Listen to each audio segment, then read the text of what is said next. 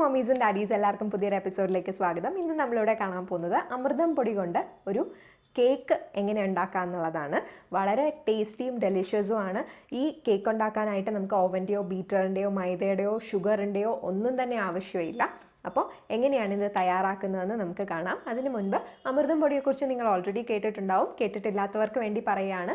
അമൃതം പൊടി എന്ന് പറയുന്നത് ഗവൺമെൻറ് ഫ്രീ ആയിട്ട് 6 മാസം മുതൽ 3 വയസ്സ് വരെയുള്ള കുട്ടികൾക്കായിട്ട് അംഗനവാടികളിൽ കൂടി സപ്ലൈ ചെയ്യുന്ന ഒരു ന്യൂട്രിമിക്സ് പൗഡറാണിത്. അപ്പോൾ നിങ്ങൾ അംഗനവാടികളിൽ നിങ്ങളുടെ കുട്ടികളുടെ പേര് രജിസ്റ്റർ ചെയ്തിട്ടുണ്ടെങ്കിൽ നിങ്ങൾക്കിത് ലഭിക്കുന്നതാണ്.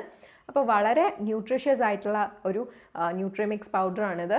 ഇതിൽ അടങ്ങിയിട്ടുള്ള ഇൻഗ്രീഡിയൻസ് എന്ന് പറഞ്ഞു കഴിഞ്ഞാൽ ഗോതമ്പ്, കടലപ്പരിപ്പ്, കപ്പലണ്ടി, സോയ, പിന്നെ അല്പം ഷുഗർ. ഇതൊക്കെയാണ് ഇതിൻ്റെ ഇൻഗ്രീഡിയൻസ് എന്ന് പറയുന്നത്. അപ്പോൾ വളരെ ഹെൽത്തി ആയിട്ടുള്ള ഒരു ന്യൂട്രിമിക്സ് പൗഡർ തന്നെയാണ്. പക്ഷേ പല മാതാപിതാക്കളും പറഞ്ഞു കേട്ടിട്ടുണ്ട് ഇത് വാങ്ങിച്ച് കുട്ടികൾക്ക് കുറുക്കായിട്ട് ഉണ്ടാക്കി കൊടുത്തു നോക്കിയിട്ടുണ്ട്, പക്ഷേ കുട്ടികൾ കഴിക്കുന്നില്ല, അതുകൊണ്ട് ഇപ്പം വാങ്ങാറില്ല, അല്ലെങ്കിൽ വാങ്ങിച്ചാലും കുട്ടികൾക്ക് കൊടുക്കാറില്ല എന്ന്.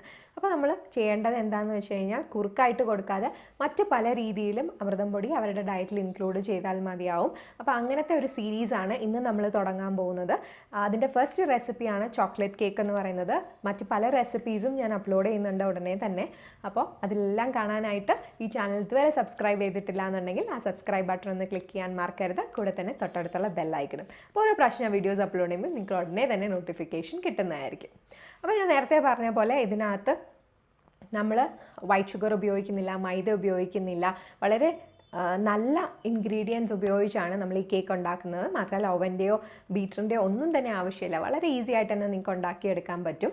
അപ്പോൾ ഇത്രയും ന്യൂട്രീഷ്യസ് ആയിട്ടുള്ള പൗഡർ നമ്മൾ വെറുതെ കളയേണ്ടതില്ലല്ലോ. ഇങ്ങനത്തെ രീതിയിൽ ഉണ്ടാക്കി കൊടുക്കുകയാണെങ്കിൽ കുട്ടികൾക്ക് എന്തായാലും ഇഷ്ടമാവും. അപ്പോൾ എല്ലാവരും ഈ റെസിപ്പി ട്രൈ ചെയ്ത് നോക്കണം. പെട്ടെന്ന് പോയി നമുക്ക് റെസിപ്പി കാണാം. അപ്പോൾ ഇത് 6 മാസം മുതൽ കൊടുക്കാം എന്നാണ് അവർ പറയുന്നത്. എന്നുണ്ടെങ്കിൽ പോലും എൻ്റെ ഒരു സജഷൻ എന്ന് പറയുന്നത് പീനട്ട്സ് അടങ്ങിയിട്ടുള്ളത്, കപ്പലണ്ടി ഉള്ളത് കൊണ്ട് ഏതാണ്ട് 1 വയസ്സ് കഴിഞ്ഞ് കൊടുക്കുന്നതായിരിക്കും സേഫ്. കാരണം പീനട്ട്സ് ചില കുട്ടികളിൽ അലർജി ഉണ്ടാക്കാൻ സാധ്യതയുണ്ട്. നിങ്ങൾ ഓൾറെഡി 6 മാസത്തിൽ കൊടുത്തു നോക്കി കുട്ടികൾക്ക് പ്രശ്നമില്ല എന്നുണ്ടെങ്കിൽ കൊടുക്കുന്നതിൽ പ്രശ്നമൊന്നുമില്ല.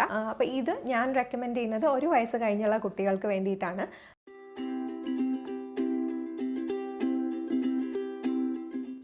ഇതെങ്ങനെയാണ് തയ്യാറാക്കുന്നത് നമുക്ക് നോക്കാം. ആദ്യമായിട്ട് 1/4 കപ്പ് കോക്കനട്ട് ഓയിൽ ചേർത്ത് കൊടുത്തിട്ടുണ്ട്. അതിലേക്ക് 1/2 കപ്പ് തൈര് ചേർത്ത് കൊടുക്കാം.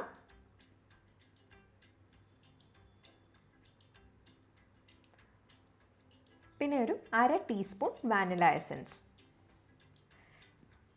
ഇത്രയും ചേർത്ത് നമുക്കിത് നന്നായിട്ടൊന്ന് വയർ വിസ്ക് ഉപയോഗിച്ച് കമ്പൈൻ ചെയ്തെടുക്കാം.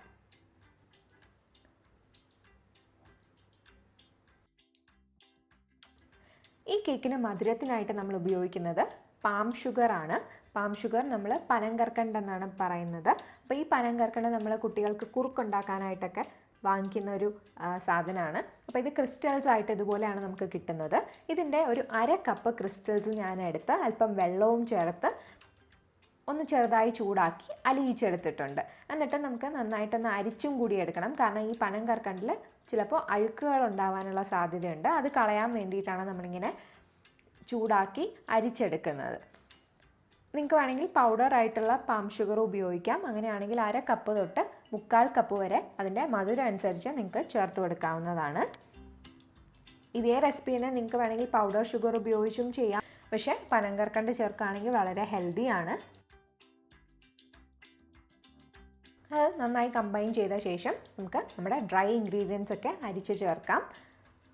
ആദ്യമായിട്ട് 1/4 കപ്പ് അമൃതം പൊടിയാണ് ചേർത്ത് കൊടുക്കുന്നത്.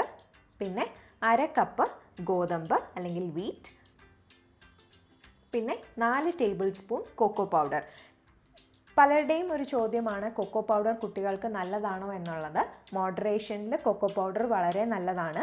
നമ്മൾ ചോക്ലേറ്റ്സ് ഒക്കെ കുട്ടികൾക്ക് കൊടുക്കുന്നത് നല്ലതല്ല എന്ന് പറയുന്നത് അതിൽ ധാരാളം ഷുഗർ കണ്ടൻറ്റ് ഹൈ ആയിട്ടുള്ളത് കൊണ്ടാണ്.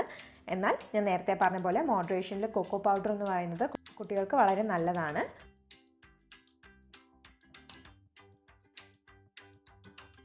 പിന്നെ 1/4 teaspoon baking soda, 1/4 teaspoon baking powder, 1/4 teaspoon ഉപ്പ്. ഇതെല്ലാം കൂടി നമുക്ക് നന്നായിട്ടൊന്ന് സീവ് ചെയ്ത് ഇതിലോട്ട് ചേർത്ത് കൊടുക്കാം.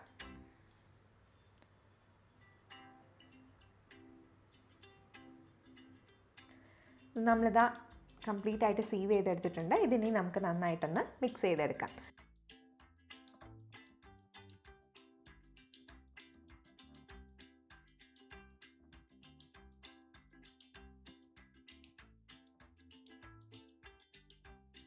പിന്നെ ഇനി ഞാൻ ചേർക്കുന്നത് ഒരു 1/4 കപ്പ് പാലാണ്.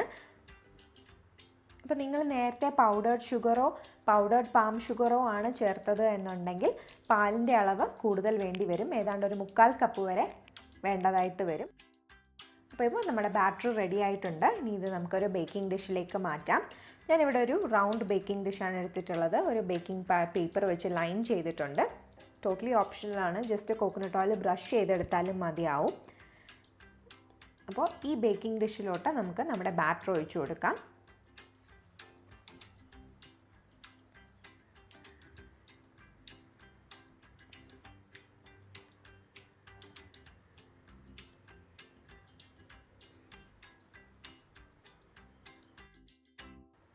ഇനി ഇത് നമുക്ക് നന്നായിട്ട് 2 പ്രാവശ്യം ഒന്ന് തട്ടിയെടുക്കാം. എയർ ബബിൾസ് ഒക്കെ ഉണ്ടെങ്കിൽ പോവാനാണ് ഇത് ചെയ്യുന്നത്. ഇനി നമ്മൾ ബേക്ക് ചെയ്യാൻ പോകുന്നത് ഇതുപോലത്തെ ഒരു പാനിലാണ്. നമ്മൾ ഓവനൊന്നും ഉപയോഗിക്കുന്നില്ല. അപ്പോൾ ഞാൻ ഈ പാനിനകത്ത് ഒരു ചെറിയൊരു സ്റ്റാൻഡ് വെച്ച് കൊടുത്തിട്ടുണ്ട്. ഈ സ്റ്റാൻഡും കൂടി വെച്ച് ഞാനൊന്ന് പ്രീ ഹീറ്റ് ചെയ്തിട്ടുണ്ട്. ഏതാണ്ട് ഒരു 3 to 5 മിനിറ്റ്സ് പ്രീ ഹീറ്റ് ചെയ്തിട്ടുണ്ട്. ഇനി നമുക്ക് ഈ നമ്മുടെ ബേക്കിംഗ് ഡിഷ് ഇതിനകത്ത് വെച്ച് ഒരു 45 to 60 മിനിറ്റ്സ് ബേക്ക് ചെയ്തെടുക്കാം.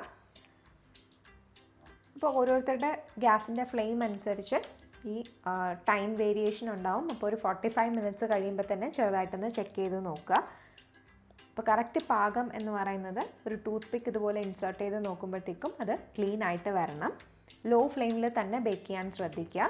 ഇത് വളരെ സോഫ്റ്റ് ആയിട്ടുള്ള ഒരു കേക്കാണ്. അപ്പോൾ ഡീമോൾഡ് ചെയ്യുന്നത് കംപ്ലീറ്റ് ആയിട്ട് തണുത്ത ശേഷം മാത്രം ചെയ്യുക. നേരത്തെ പറഞ്ഞ പോലെ വളരെ സോഫ്റ്റാണ്. ഞാൻ കട്ട് ചെയ്ത് കാണിക്കാം.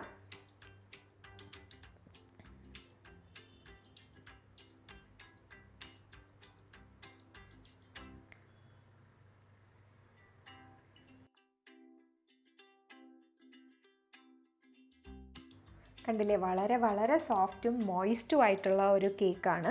അപ്പോൾ കുട്ടികൾക്കൊക്കെ വളരെ ഇഷ്ടമാവും. നിങ്ങളെല്ലാവരും ട്രൈ ചെയ്ത് നോക്കണം. എല്ലാവർക്കും ഇന്നത്തെ വീഡിയോ ഇഷ്ടപ്പെട്ടു എന്ന് കരുതുന്നു. ഇഷ്ടപ്പെട്ടിട്ടുണ്ടെങ്കിൽ ലൈക്ക് ചെയ്യാനും ചാനൽ സബ്സ്ക്രൈബ് ചെയ്യാനും മറക്കരുത്. അടുത്തൊരു വീഡിയോയുമായി കാണുന്നവരെ ബൈ ബൈ.